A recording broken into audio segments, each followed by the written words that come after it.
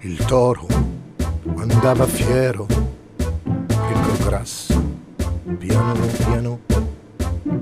Il gatto, povero nero, andava invece come un treno.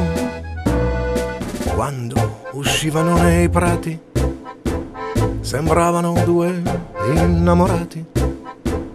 A volte la vita è proprio strana, erano così diversi eppure insieme sotto la luna. Non si lasciavano mai un momento, il gatto saltava e il toro era contento. Sotto la pioggia, bufere di vento, vicini, vicini, vicini, vicini, loro passavano il tempo. Un giorno, signora Mucca, ha tanta amicizia, mise la bocca. Ma come non vedi che sono io la più bella, invece di questo gatto che porta pure iella?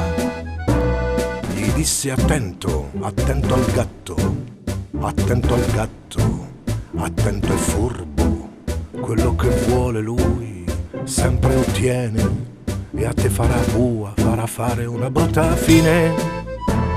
Il toro si infuriò, altro che nero, vide rosso e strillò come un maiale, strillò a più non posso. I miei amici li scelgo io, se non sei contenta resta per conto tuo. Questa è la prova che l'amicizia è sacra, tra bestie di posizione diversa portata. Per gli uomini invece è tutta un'altra storia, un amico sincero è come trovare un ago nella